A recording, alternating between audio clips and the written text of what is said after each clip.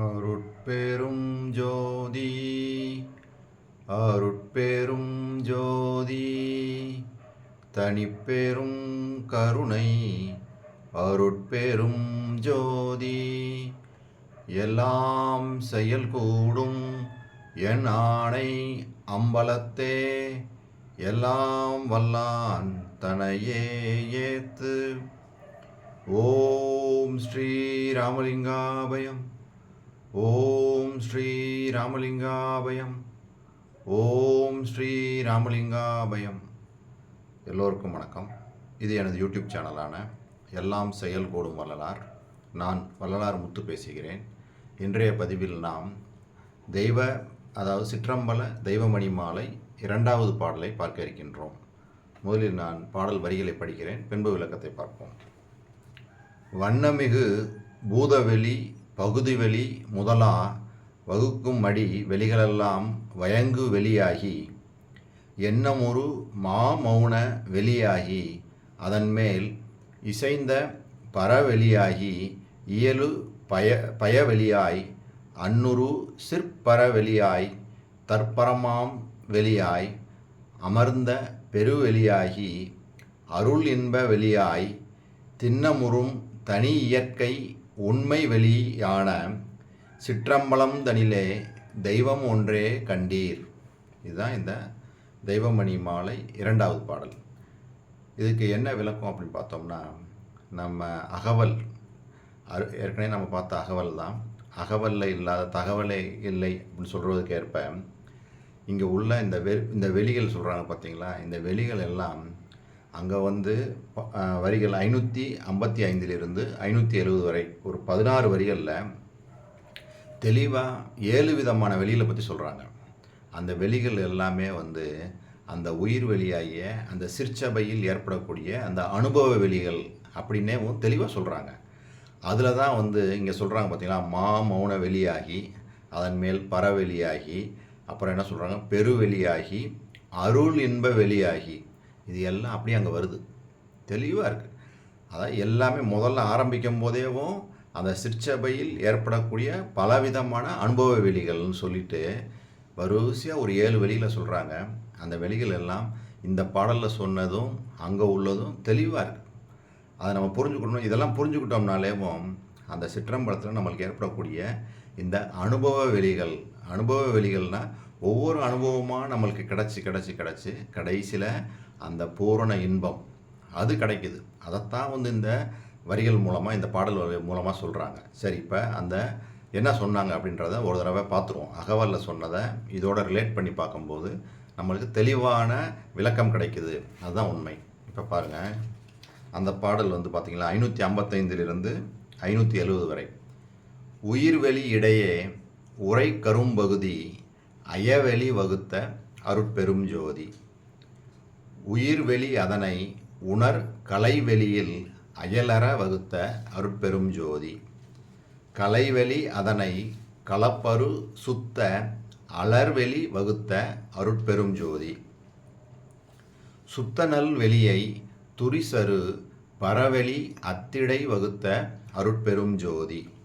பரவழி அதனை பரம்பர வெளியில் அரசுர வகுத்த அருட்பெரும் ஜோதி.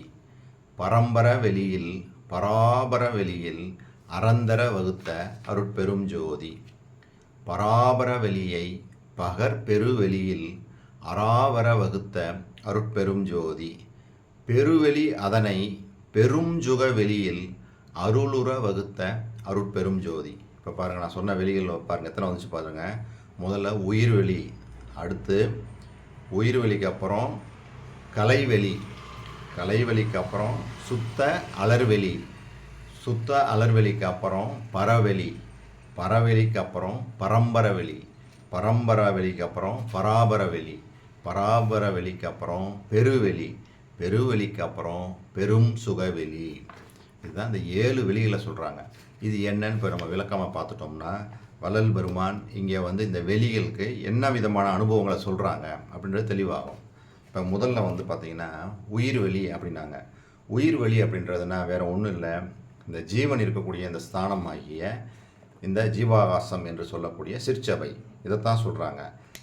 இதில் வந்து சொல்லுக்கு அடங்க முடியாத சொல்லுக்குள் அடக்க முடியாத பலவிதமான அனுபவ வெளிகளை வைத்த அருட்பெரும் ஜோதி அப்படின்றாங்க.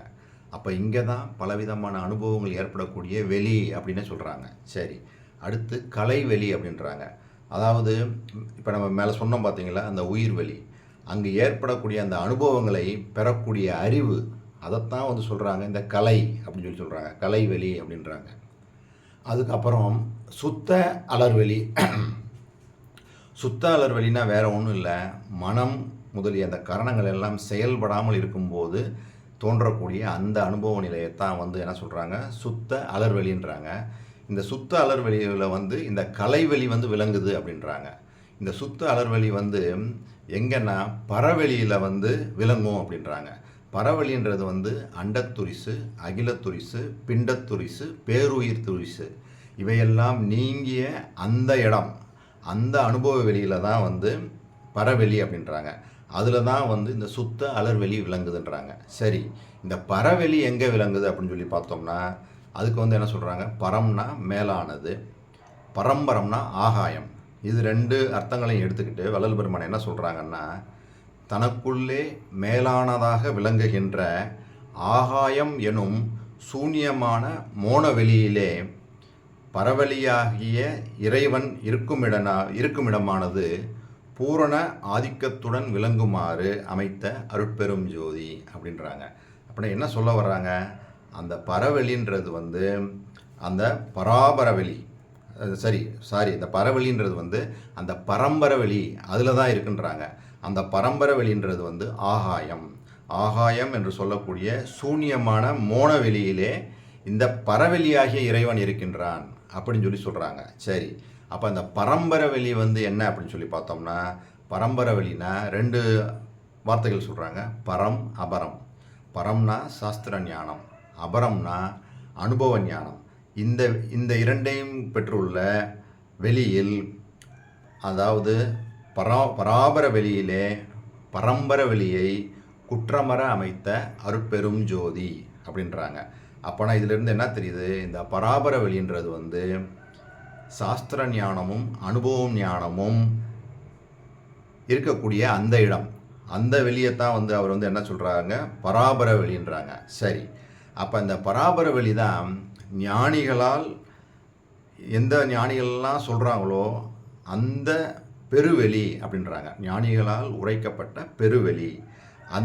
இந்த பெருவெளியில் வந்து பார்த்திங்கன்னா இந்திரியங்கள், கரணங்கள் அதெல்லாம் செயல்படாத நிலையில் இருக்கிற அந்த நிலை இருக்குது பார்த்தீங்களா, இதைத்தான் வந்து பெருவெளி அப்படின்னு சொல்லி சொல்கிறாங்க. சரி, இதுக்கு மேலே வள்ளல் பெருமான் ஒரு வெளி சொல்கிறாங்க, பெரும் சுகவெளி.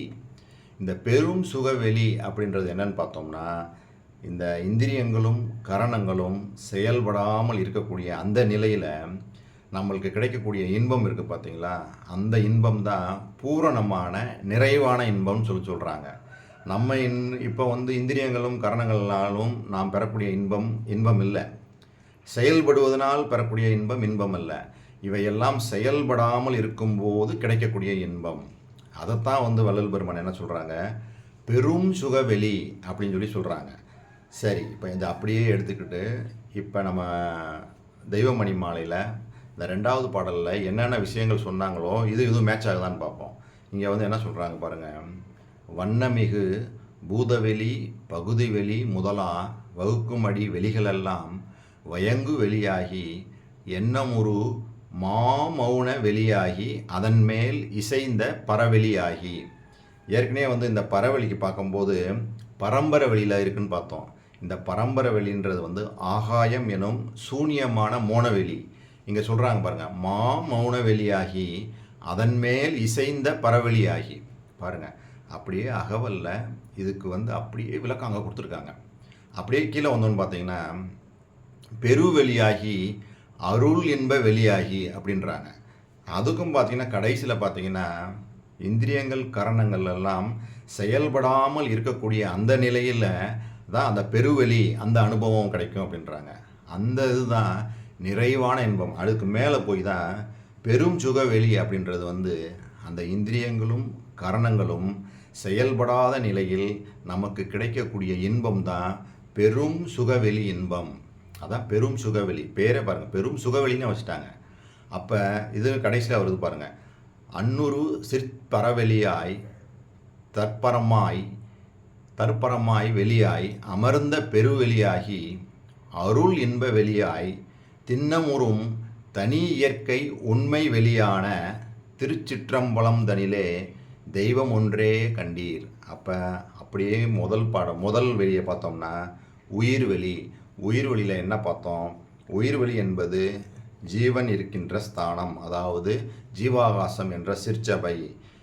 இதில் சொல்லுக்கடங்காத பல அருமையான அனுபவ வெளிகளை அடையுமாறு அமைத்த அருட்பெரும் ஜோதி.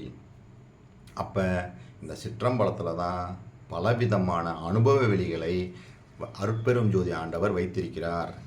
அந்த அனுபவ வெளிகளைத்தான் இப்போ நம்ம பார்த்தோம் பார்த்தீங்களா, அந்த 7 விதமான வெளிகளா, இதைத்தான் அகவல்லையும் சொல்லியிருக்கிறாங்க, அதையே தான் இங்கேயும் சொல்லியிருக்கிறாங்க.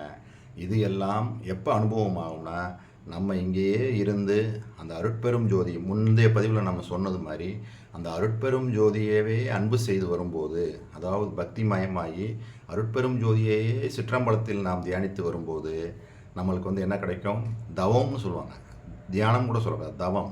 இங்கே தவம் செய்து கொண்டு வரும்போது நம்மளுக்கு என்ன கிடைக்கும்? இந்த அனுபவ வெளிகளெல்லாம் நம்ம அனுபவமாகும்.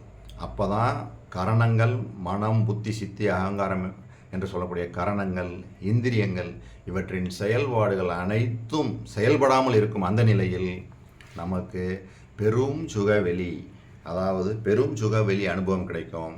இதைத்தான் வள்ளல் பெருமான் இன்று வருமோ நாளை வருமோ மற்றும் என்று வருமோ அறியேன் எம்கோவே துன்று மல வெம்மாயை அற்று வெளிக்குள் வெளி கடந்து சும்மா இருக்கும் சுகம் அப்படின்னே பாடலில் சொல்லியிருக்காங்க.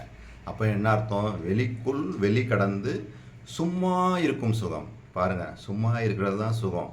அப்போ இத்தனை மனமற்ற நிலைக்கு போகணும். அப்போ இந்திரியங்கள், கரணங்கள் இவற்றின் செயல்பாடு அற்ற நிலைக்கு போகும்போது தான் நமக்கு என்ன கிடைக்கும்? சும்மா இருக்கும் சுகம் கிடைக்கும்.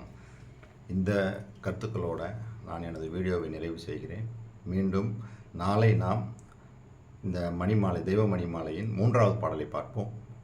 அருட்பெரும் ஜோதி அருட்பெரும் ஜோதி தனிப்பெரும் கருணை அருட்பெரும் ஜோதி.